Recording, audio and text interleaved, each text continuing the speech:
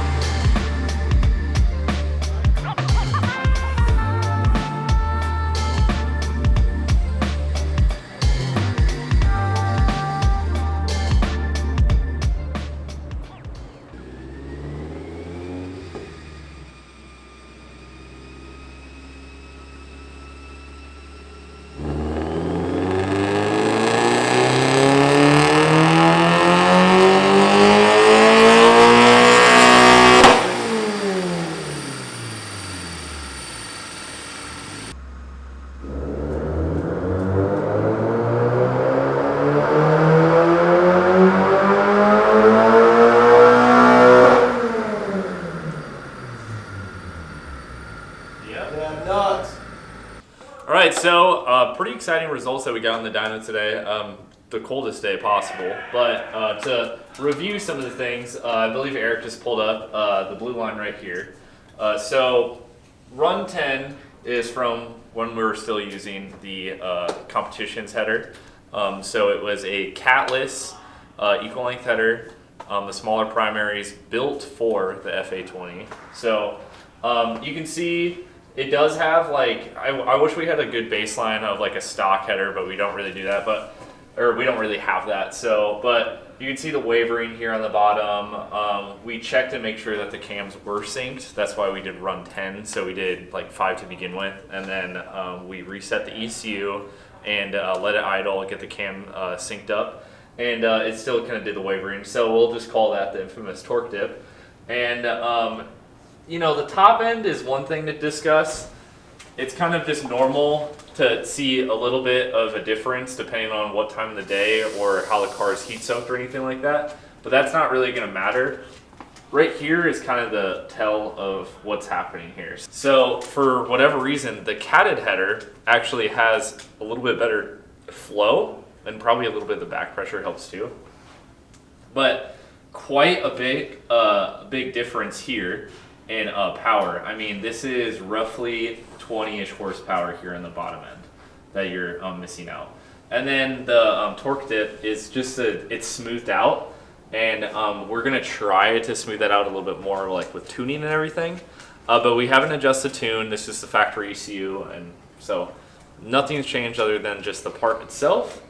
And same day, pulls back to back. So yeah, I mean, I'm pretty happy with it. 180 horsepower is pretty much what you're going to expect out of a 2-liter full bolt-on FA20, no matter what. So it's kind of come to what we expect over the years.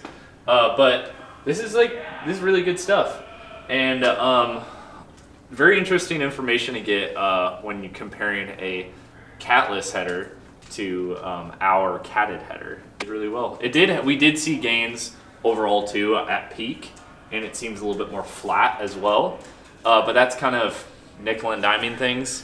So, but really, it's over here that really matters and kind of shows you kind of what our design purpose was intending for, and it was the low end.